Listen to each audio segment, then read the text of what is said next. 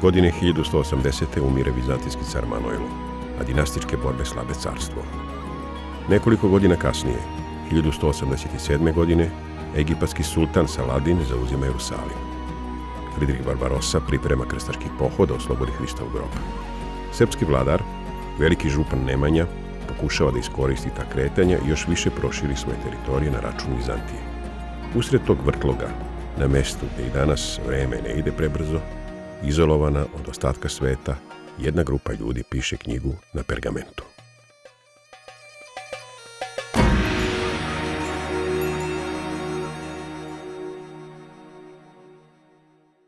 Iskon je bije slovo i slovo bije Bogu i Bog bije slovo. Sej bije iskon i Bogu, svjatijem biša i bez njego ništože bist ježe bist. Tom život bije svijet čovjekom. I svijet od mje svjetic je i tama jego ne objat.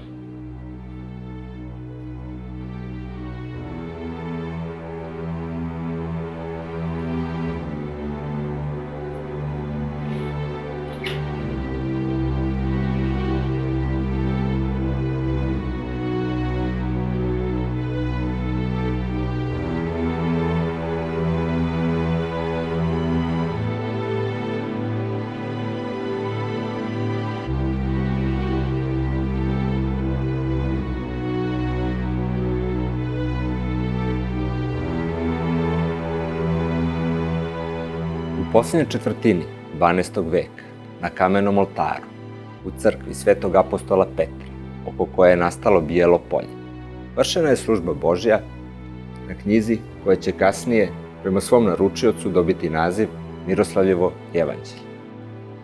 Grobna crkva humskog kneza Miroslava, brod kojim je on zamislio da, možda poput egipatskih faraona, otplovi na onaj svet, tokom vekova pretvarana je u džamiju i ponovo u pravoslavnu crkvu.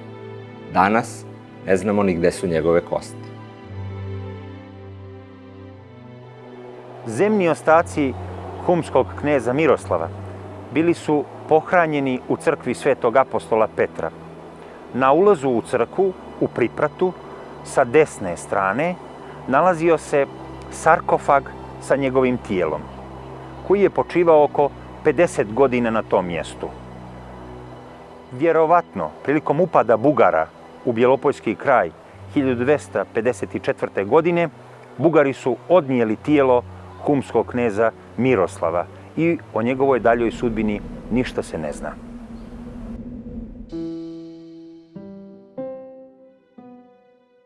Sveta knjiga koja je trebalo da stoji na ovom oltaru vijeki, posle Miroslavljeve smrti izneta iz crkve i proputovala je 15.000 kilometara. Nalazila se u rukama srpskih vladara, monaha, patrijarha, ministara, vojnika i kustosa. Tokom posljednjih 150 godina srpski vladari su u njenoj blizini gubili ono što im je bilo najdraže: vlast, imovinu, pa i živote. Ljudi na položajima i ministri, dodvoravajući se vladarima, stavljali su svoje interese iznad interesa svete reči.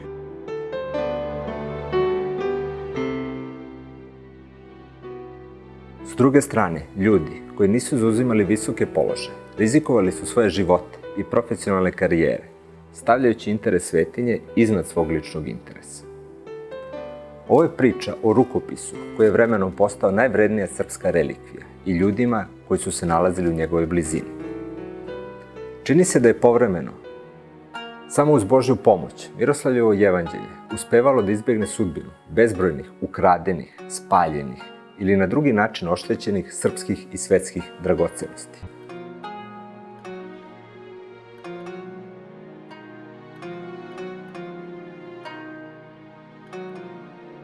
Ko je bio humski knez Miroslav i šta ga je nagnalo da naruči izradu ovako velelepnog evanđelistara?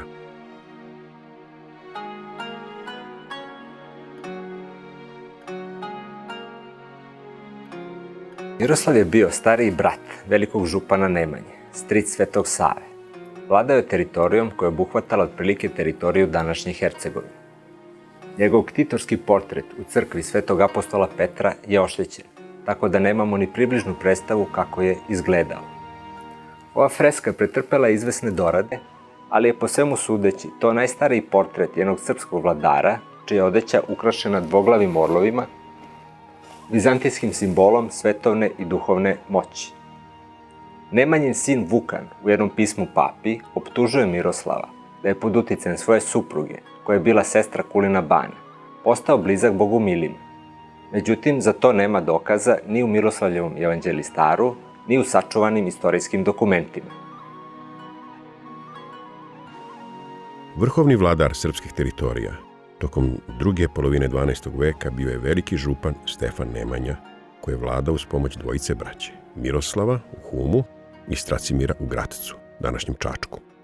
Poluostrvo Pelješac je u to vrijeme bilo deo srpske teritorije, a tek kasnije ga je Stefan Dušan prodao Dubrovčanima. Na osnovu retkih historijskih dokumenata iz tog doba znamo da su Nemanja i Miroslav 1184. godine poveli pohod na Dubrovnik, koji je ostao bez podrške Vizantije.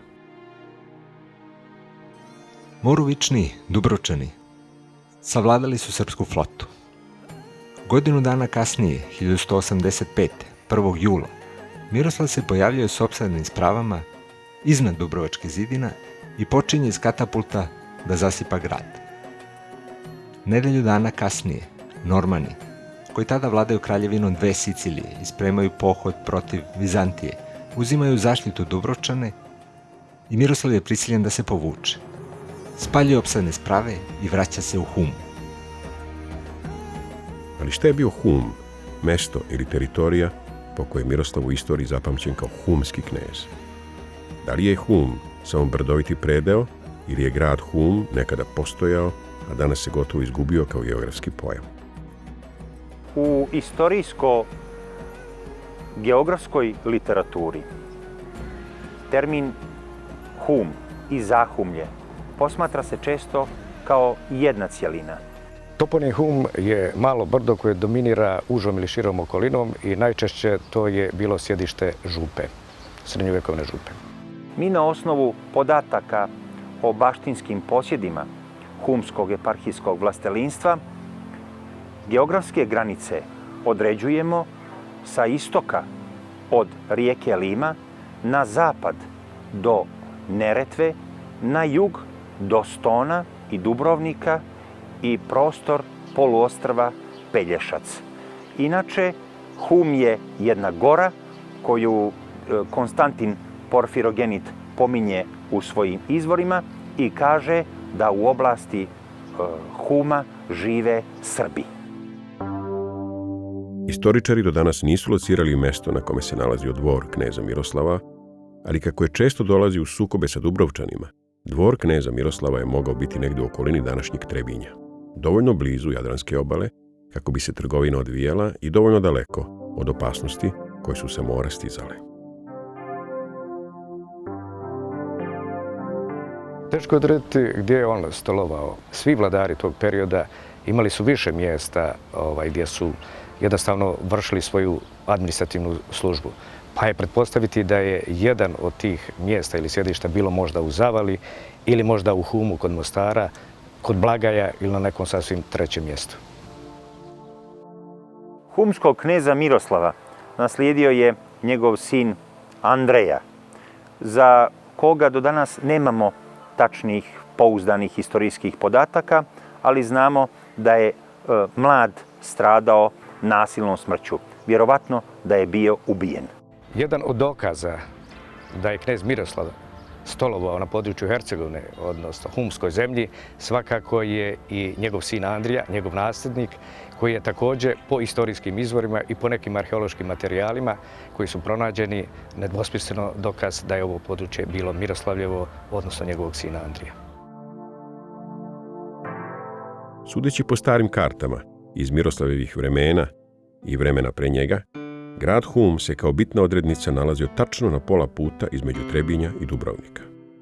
Danas se na tom mjestu nalazi gotovo napušteno selo Hum, a na obližnjem brdu, kako predanje kaže, nekada je bio stari grad. Da li je ovde, na ovom mjestu, bio dvor humskog kneza Miroslava? U prilog ovoj tezi govori činjenica da je na poluostrvu Pelješac u gradu Stonu u to vrijeme bio i duhovni centar humske kneževine. Pa ono što se može kroz istorijske izvore pronaći, to je vrlo teško precizirati, ali nekako lokacija se stalno stavlja u ston. Stavlja se iz više razloga. Jedan od glavnih razloga je i taj što su zetski knezovi vladali ovim područjem i njihovo centralno mjesto, između ostalog, bilo je i na Stonu i znamo da je tamo napravljena i crkva Svetog Mihajla još iz vremena Vojislava, Bodina i Mihajla. Sa druge strane, postoje tvrdnje da je sedište humskog kneza Miroslava bilo u okolini Bijelog polja, na mestu gdje je i sazidao svoju zadužbinu crkvu Svetog Petra i Pavla. U srednjevjekovnim baštinskim poveljama pominje se naselje Pruška vas ili Pruška selo sa crkvom Svetog apostola Petra, koju je 1196. godine podigao humski knez Miroslav. Ne možemo pouzdano da kažemo gdje su se nalazili dvori humskog kneza Miroslava, ali možemo da pretpostavimo da su baš bili u Bijelom polju i u porti manastira ili crkve Svetog apostola Petra. Ali kako to da ni u okolini Bijelog polja nisu nađeni nikakvi ostaci koji bi ukazivali na to da je baš tu nekada živao jedan knez? Kako god bilo, godine 1186.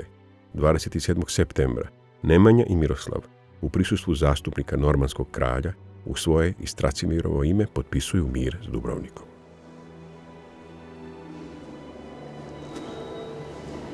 Ovim ugovorom predata su zaboravu sva sporna pitanja, Dubrovniku potvrđena teritorija, a njegovim stanovnicima omogućena sloboda trgovine u zemlji Trojice braće i obrnuto. Ugovor o miru između Dubrovnika, Dubrovačke komune i Raškog velikog župana Stefana Nemanje i njegovog brata Miroslava iz 1186. godine. Datum je 26.9. te godine potpisan je, dakle, taj ugovor, sastavljen je taj ugovor o miru. Dokument je na pergameni, kao što možete vidjeti, dosta je oštećen. Tekst je na latinskom, a dole u dnu su potpisi ćirilicom velikog župana i kneza Miroslava. Zanimljivo je to da su ovi potpisi ćirilski napisani drugom tintom, drugom bojom, što se jasno na ovom originalnom dokumentu vidi. Nisu potpisi, nego su križevi stavljeni kao znak potpisa, što bi nam otprilike moglo nas navoditi na tezu da je ovaj ugovor odnešen na potpis toj dvojici vladara. Da su bili u Dubrovniku Nemanja i Miroslav, zasigurno bi to u ugovoru bilo naznačeno.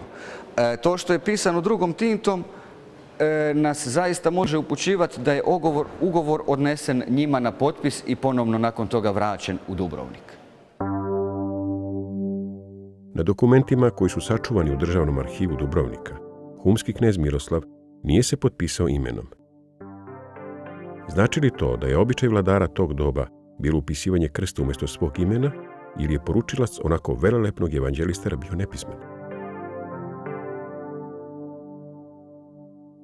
Krst je bio skoro pravilo da se piše na početku svakog teksta, našto na kancelarijama koje su imale tradiciju, kao što je recimo kancelarija Dubrovačka, odnosno Dubrovački arhiv. Ali ne samo na njima, i na natpisima u crkvama, natpisima u kamenu i tako dalje. To je bila jedna praksa koja se zadržala skoro do današnjeg dana, pa ćete vidjeti da i vladika na početku svakog teksta počinje sa krstom.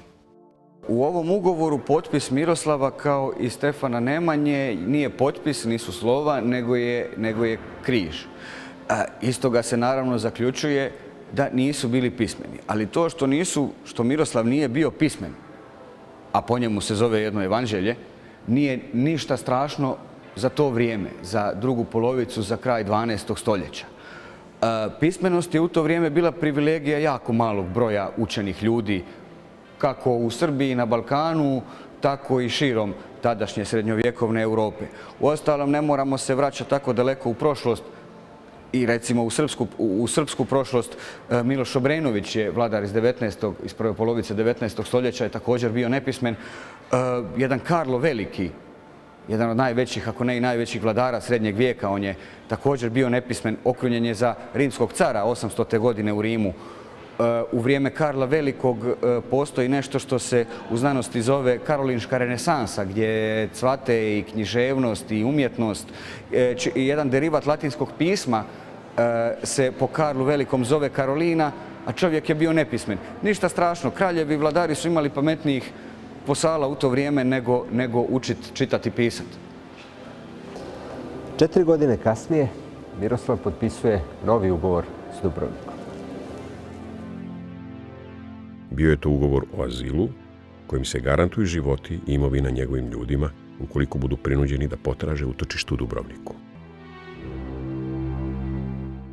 Šta je ugrozilo Miroslava, pa je preduzeo ovakve mere obezbeđenja? Da li je došlo do sukoba Nemanje i Miroslava? Da li je Nemanjin sin, a Miroslavljev sinovac Rastko Nemanjić, budući Sveti Sava, koji se u to vrijeme nalazi u Humu, bio poslat da preuzme knježevski presto, kako neki naučnici tvrde? Malo verovatno, ako je suditi po događajima koji su sledili. Miroslavljevi potomci nasljeđivali su knježevski presto. Proglašena je i humska episkopija, koja je imala poseban status u okviru Srpske crkve. Pa šta je onda toliko zabrinulo Miroslava? Godine 1189. Fridrih Barbarossa sa svojim krstašima prolazi kroz Srbiju. Srpski vladar Stefan Nemanja dočekuje ga u Nišu. Ono što je manje poznato je s koliko pažnje se Nemanja pripremao za taj susret. 1,5 godina ranije, nepuna 3 mjeseca po padu Jerusalima, Nemanjini izaslanici posetili su Barbarosu u Nirnbergu. Sada, u Nišu, između ostalog, Nemanja daruje Barbarosiji 6 živih morskih bikova zvanih foke. A Niš je od najbliže morske obale u vazdušnoj liniji udaljen 200 km. Također, kako nas obaveštavaju stari hroničari, daruje mu i 3 pripitomljena jelena. Vrlo je moguće da je srpski vladar prilikom obeda pokazao nemačkom vladaru vizantijske dvorske običaje. Nemanja je sve učinio da ostavi snažan utisak. Konačno, u razgovoru izlaže svoj plan. Predlaže Fridrihu da zajednički, uz pomoć Bugara, napadnu Carigrad. Međutim, Barbarossa je zadržao osnovni cilj svog pohoda, oslobađanje Jerusalima. Skrenuo je ka Maloj Aziji i utopio se u jednom potoku. Nemanje je pak, teritorije kojima su prošli krstaši, pripajao svom carstvu. Vizantija, koja se u međuvremenu konsolidovala na unutrašnjem planu, po Barbarosinoj smrti je krenula u kaznenu ekspediciju prema Srbiji. Miroslav, imajući sve ovo u vidu, potpisuje ugovor o azilu s Dubrovčanima. Ostala je nepoznanica kako je humski knez uopšte došao na ideju da razmišlja o takvom i za današnje pojmove složenom pravnom aktu kao što je ugovor o azilu. U Državnom arhivu u Dubrovniku se čuva još jedna vrijedna isprava. To je dokument koji je datiran 17. lipnja 1190. godine. U tom dokumentu na traženje Miroslava, humskog kneza, preko njegovih poslanika, njegovih delegata koji su došli u Dubrovnik, Dubrovčani mu odlučuju dodijeliti azil. Mi to danas zovemo azil. Dakle, na njegovo traženje Dubrovčani dopuštaju u toj ispravi, pisana je, vidite, na pergameni, dopuštaju Miroslavu da sa svojom pratnjom, sa svojim ljudima i stvarima, kada ga fortuna, kada ga sreća ili nevolja navede, da može slobodno doći u Dubrovnik sa svojim ljudima i stvarima, da će mu Dubrovčani ukazati gostoprimstvo, današnjim rječnikom rečeno, koliko im to mogućnosti budu dopuštale, da se njihovim ljudima neće nanositi nikakva šteta, da će u slučaju nekakvog spora se formirati zajednički mješoviti sud koji će sve sporne situacije rješavati, da će Dubrovčani, ukoliko Miroslav to zatraži, na njegov trošak dopustiti mu i omogućiti mu da otplovi gdje želi i da će ga također vratiti ako on to bude želio. Na ugovoru su potpisi mnogih dubrovačkih plemića koji su svojim imenom i prezimenom ovjerili da na neki način ovaj dokumenat.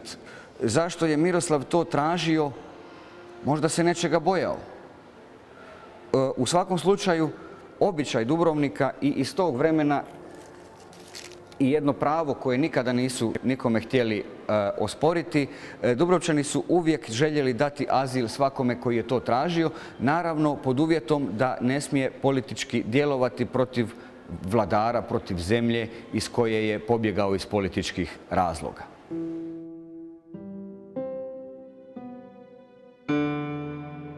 Ako se navedenim podacima doda da je došao u oštar sukob sa papom Aleksandrom III, jer je uzeo u zaštitu plemićku porodicu Kačića, koji su prethodno kamenovali nadbiskupa Rainerija zbog sukoba oko posjeda između Splita i Omiša, to bi bilo sve što putem pisanih dokumenata znamo o Miroslavu. Da li nam to njegov psihološki portret izmiče, kao i oštećeni ktitorski lik u crkvi Svetog apostola Petra? Šta možemo da zaključimo na osnovu oskudnih istorijskih podataka? Čini se da je Miroslav bio prilično samostalan u svojim vladarskim postupcima. Sam je odlučio da po drugi put napadne Dubrovnik, takođe sam je doneo odluku da primi Kačića. Imao je realnu procenu svojih i tuđih snaga. Po zahtevu Normana potpisao je ugovor o miru s Dubrovčanima, ali nije ispoštovao papin zahtev povodom Kačića. Nije lako odustajao od započetog posla. Flota mu je potopljena, ali vratio se na Dubrovnik, ovaj put s promenjenom taktikom. Prilagodio se situaciji na terenu, napao je s kopna. Imao je jednu odliku koja, kako ćemo vidjeti, nije baš krasila potonje srpske vladare. Povlačio je poteze unapred, kojima je obezbeđivao svoju poziciju i u slučaju nepovoljnog razvoja događaja. Primer, ugovor o azilu s Dubrovnikom. Samostalan, drzak, uporan, realan, praktičan, inteligentan. Nije robovao klišejima. To su odlike uma koji je inicirao i strpljivo pratio izradu glavnog junaka naše priče, Miroslavljevog evanđelistara. Da li je Miroslavljev mogao da dobaci toliko unapred da shvati buduću vrednost rukopisa čiju izradu naručio?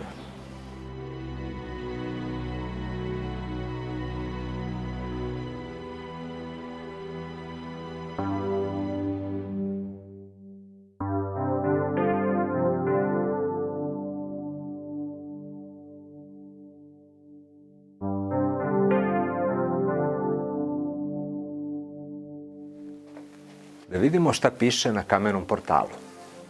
Kao i u evanđelistaru, reči Otac, Sin, Bog, Sveti, Duh, Crkva, pisane su skraćeno. Oznaka za skraćenicu bila je titla, talasasta linija iznad početka reči. Tih oznaka ovde nema, ali natpis je čitak. Miroslav nam kaže najpre u čije ime. U ime Oca i Sina i Svetoga Duha. Potom nam kaže ko. Az, to je ja, sin Zavidin, a imenom rab Božji Stepan Miroslav, knez Humski, i onda nam kaže šta? Sazidak crkvu Svetog apostola Petra. Posljednja dva slova, OH, i dalje zbunjuju naučnike. Ukoliko pretpostavimo da je iznad slova H postojala titla, dobili bismo reč krst, odnosno o krst ili za krst. Time nam Miroslav možda poručuje i zašto. Miroslav je sazidao zadužbinu. Natpis je ispisan u prvom licu, po svemu sudeći za Miroslavljeva života, pa bi tako, ako su naše pretpostavke tačne, mogli da lociramo i izradu rukopisa u posljednju četvrtinu 12. veka. Miroslavljevo evanđelje pisano je na pergamentu, specijalno obrađenoj, ali ne i štavljenoj koži. Najvažniji materijal na kome se pisalo tokom srednjeg veka u Evropi bio je pergament, pa je veliki broj srednjovekovnih knjiga napisan na njemu. Izrada pergamenta je pronađena u gradu Pergam u Maloj Aziji između 284. i 264. godine pre nove ere. Izrada pergamenta. Koža se stavi u kreč, odstoji 3 do 4 dana. Zatim se izvadi iz kreča, raširi se na već pripremljeni ram. S obe strane se ostruže strugaljkama i ostavi da se osuši. Zatim se iseče. Na kraju je dolazilo glačanje koje se izvodilo posipanjem prahom, struganjem poroznim kamenom ili tretiranjem kože ekstraktom lanenog semena, belancetom ili njihovom smešom. Crno, odnosno mrko mastilo, korišćeno u ispisivanju osnovnog teksta Miroslavljevog evanđelja, dobijeno je tako što je koncentrovanom ekstraktu tanina, dobijenom najčešće iz kore oraha, dodavano gvožđe i vezivo, uglavnom guma iz trešnje ili nekog drugog voća. Crvena slova, kojima su ispisivani alilujari, pisane su cinoberom, crvenom modifikacijom živinog sulfida. Kao vezivo, ovom mastilu dodavani su belance ili voćna guma. Pigmenti i zlatna boja također su pravljeni složenim hemijskim procesima. Po jednom receptu, za završno glačanje zlata, korišćen je zub medveda ili divljeg vepra. Imajući sve u vidu, bliske su nam tvrdnje da je izrada Miroslavljevog evanđelja trajala godinama i koštala koliko izgradnja omanjeg srednjovekovnog utvrđenog grada. Miroslav, njegovi pisari i iluminatori doneli su niz odluka koje su bile krajnje neobične za njihovo vreme. Te njihove odluke dovele su do nastanka rukopisa koji je potpuno jedinstven u istoriji svetske kulture. Ništa slično nije sačuvano iz prethodnih vremena, njegovog vremena, a i dugo kasnije.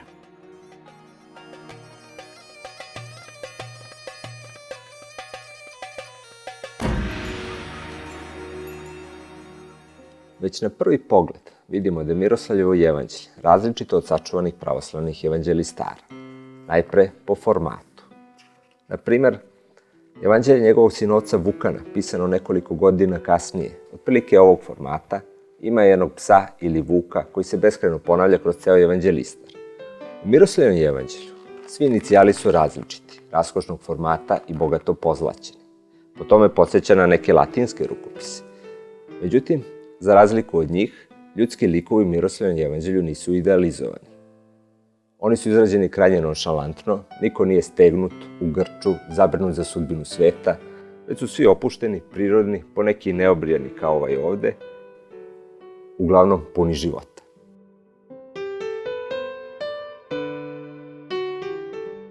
Težnja ka svrsishodnosti ogleda se u mnogim elementima sadržanim u evanđelistaru. Izbor jezika, srpski. Miroslavljev mlađi brat, veliki župan Nemanja, imao je pečat na grčkom jeziku, Miroslav na srpskom. Sam prototip rukopisa bio je na grčkom. O tome svedoče praznična i prigodna čitanja, gde nailazimo na čitanje posvećeno osvećenju crkve Svete Sofije u Carigradu. Takođe, nailazimo i na čitanje posvećeno osvećenju crkve koja se, kako kaže pisar, ne navodeći joj ime, nalazi u blizini crkve Svete Sofije u Carigradu. Izbor pisma, ćirilica. Marijinsko evanđelje, koje je pisao Srbin u Makedoniji, ispisano je glagoljicu. Letopis popa Dukljanina, čiji nam original nije sačuvan, ostao je samo u latinskom prevodu.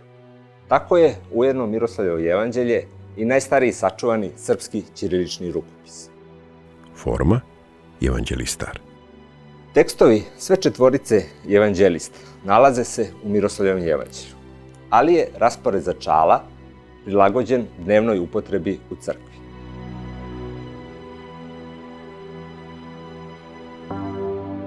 Mnogi likovi su u direktnoj vezi sa tekstom, što nije karakteristika evropskih rukopisa iz tog vremena. Ono što se uho govori tajno, bit će propovedano s krovova. Fariseji i sedukeji šalju izaslanike Hristu da im da znamenje s nebesa da on sin Božiji jest. Jedna od karakteristika Miroslavljevog evanđelja je da ne postoji ni jedan sačuvani pravoslavni evanđelistar koji ima isti raspored čitanja kao rukopis pred nama. Veoma je karakteristična i sama prva stranica. Bezbrojni radovi napisani su o razlogu zašto je iluminator napravio grešku, pa na zastavici na prvoj strani nedostaje evanđelista Matej. Međutim, ako pođemo od suprotne pretpostavke da Miroslav i njegovi iluminatori nisu bili neznalice, već inteligentni i praktični ljudi i pročitamo šta piše u rukopisu, dolazimo do sljedećeg zaključka. Prva stranica je neka vrsta naslova. Obaveštava nas da je u pitanju evanđelistar. Ujedno je i sadržaj prve celine čitanja Miroslavljevog evanđelistara. Iz nje saznajemo da slede najpre čitanja po Uskrsu, većinom po Jovanu, potom po Pedesetnici, većinom po Marku i Mateju, te po Novom letu, većinom po Luki. U čitanjima Velikog posta, koje potom slede, u opisima Hristovog raspeća, dolazi do izvesnih odstupanja u odnosu na nama poznati kanonski tekst Evanđelja. Nerešena zagonetka je pitanje zašto likovi koji predstavljaju Hrista i Jovana Krstitelja imaju po 6 prstiju na desnoj ruci. Zastavice na posljednjim stranicama odvajaju popis alilujara i završne zapise pisara. Na posljednjim stranicama nailazimo i na pergament koji je bio oštećen i pre ispisivanja. Tekst ide oko rupa koji u skladu sa zapisima na marginama govori o iscrpljenosti pisara, a i finansijera ovog rukopisa. Ne znamo koliko je tačno trajala izrada rukopisa, ali po svemu sudeći dosta duže od očekivanog. Na marginama čitamo i sljedeće. Gospode Bože moj, štedri i mnogomilostivi, pomiluj me svojom milošću, Grigorija grešnoga, nekli bio Gospodina u milosti bio. Na te se upfaju, u tebe se uzdam. Skončak s Božjom pomoću. Amin. Odmah pored se nalazi i sljedeći zapis. Az, ja, pisah alulijare, Gligorije. Iz završnih zapisa Gligorija Dijaka saznajemo da je on ispisao alilujare, pozlatio inicijale, te da je rukopis završen za Miroslavljeva života. Ovdje nailazimo na još jedan mogući previd. Do sada su naučnici poistovjećivali pisca alulijara Gligorija sa piscem posljednjih zapisa Grigorije. Istina, oba imena imaju isti koren, ali je teško verovati da bi pisac pogrešio u ispisivanju ličnog imena. Na primjer, Stevan se nikada neće potpisati kao Stefan. Sledi i završni zapis. Ja, grešni Gligorije Dijak, nedostojan narešti, nazvati se dijakom, zastavi sije ovo evangelije zlatom knezu velikoslavnom Miroslavu, sinu Zavidinu. Dakle, Gligorije kaže samo da je pozlatio likovne ukrase i ispisao alilujare. Imena ostalih pisara i iluminatora za nas ostaju tajna. Dalje, na osnovu njegovog zapisa, kome je evanđelje namenjeno, možemo da utvrdimo o kom Miroslavu se radi i lociramo nastanak evanđelja u vremenu i prostoru. Ispod posljednje zastavice postoji zapis Varsameleon. Dugo se mislilo da je to ime jednog od pisara, a danas se smatra da je u pitanju slavizirana grčka reč balsameleion, balsamovo ulje, kojim je možda premazan pergament koji je, eto, u prilično dobrom stanju preživio više od 8 vekova.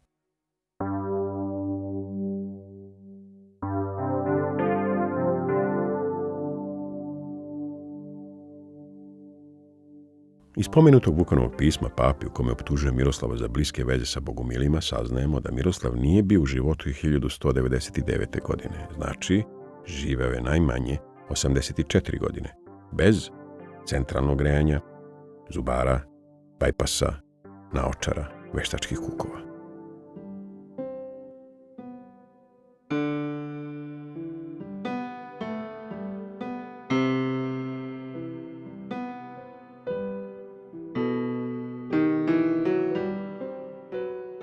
Ne postoje pisani tragovi o tome kako je i kada Miroslavljevo evanđelje dospelo u manastir Hilandar.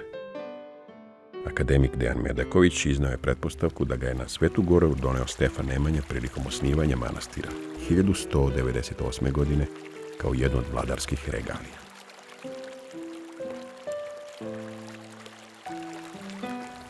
Za ovu tezu postoje i posredni dokazi. Hilandarski monasi u izjavama srpskoj štampi pre više od 100 godina govore da je Miroslavljevo evanđelje bilo u manastiru od uvek. To bi u ovom slučaju moglo da znači samo od osnivanja manastira.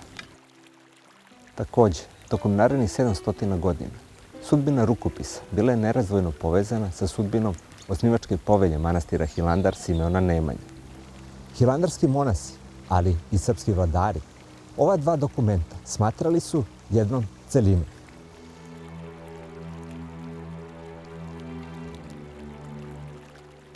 Mnoge tajne i dan danas okružuju Miroslavljevo evanđelje. Tragali smo za odgovorima na pitanja o njegovom istorijatu, velikom broju inicijala, kojima do danas nije dešifrovano značenje, fizičkom izgledu. Nedoumice izaziva i sam tekst, počeo od Gligorijevih halilujara, u kojima često nalazimo navode iz psalama koji se ne podudaraju sa današnjim načinom službe Božje. U čitanjima Velikog posta, koje počinju od ove zastavice, nailazimo na tekstove sve četvorice evanđelista koji govore o Hristovom raspeću. Međutim, tekstovi Mateja, Marka i Luke prekidaju se i bez ikakve oznake da sledi deo iz drugog evanđelja, ubacuje se deo iz evanđelja po Jovanu u kom se govori da je Hristos na krstu proboden kopljem i da su abije, to jest odmah, iz rane potekli krv i voda. Ne znamo zašto je to bilo toliko važno sastavljaču prototipa Miroslavljevog evanđelja. I pored višedecenijskih proučavanja rukopisa, još niko nije pokušao da utvrdi od koje vrste životinja je korišćena koža za izradu pergamenta i poveza, od kog drveta je sačinjena korica Miroslavljevog evanđelja, te od koje legure su napravljeni metalni ukrasi. Pergament se izrađivao od raznih životinja. Do današnjeg dana nije utvrđeno od koje životinje izrađen pergament na kojem je ispisano Miroslavljevo evanđelje. Razmišljajući iz današnje perspektive, mnogi su primetili da na koricama Miroslavljevog evanđelja nema zlata, dijamanata ili drugih skupocenih ukrasa. Jedna teza je bila posebno zavodljiva istoričarima.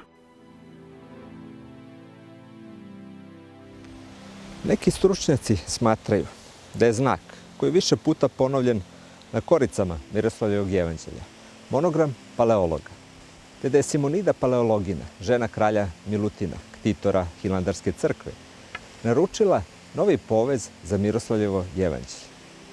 Teza je zavodljiva, međutim, iznad slova P postoji i malo slovo T, te ovo sasvim sigurno nije monogram paleologa.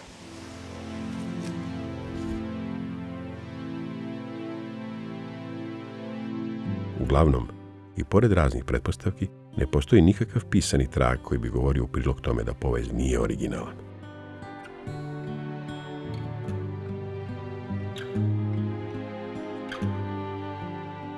Vizantijski povez je specifičan i jako težak za rad. Način šivenja vizantijskog poveza polazilo se od korica. Korice se radile od dasaka. Prvo su se prošivale korice, pa onda sveščice dok se knjiga ne sašije. Korice su imale žlebove sa bočnih strana, sa prekidom ili bez prekida. Korice se presvlačile kožom, štavljenom kožom. Kada se presvuku korice, onda su se ukrašavala prednja i zadnja korica lepim ornamentima, zakucavali i ljiljani da se knjiga ne bi oštetila od kamenog oltara. Pretpostavlja se da je Miroslavljevo evanđelje unutar zidina manastira Hilandar provelo više od 6,5 vekova, iako, kao što rekosmo, pisani tragovi o tome ne postoje. Nema zapisa ni o tome kada je Miroslavljevo evanđelje premešteno sa oltara u manastirsku biblioteku. Uglavnom, tamo se nalazilo početkom 1846. godine, kada je Hilandar posjetila ruska duhovna misija na čelu sa arhimandritom, kasnije vladikom kijevskim Porfirijem Uspenskim. Bila je to posjeta koja je u mnogo čemu odredila budućnost ovog rukopisa. Ali o svemu tome u narednoj epizodi.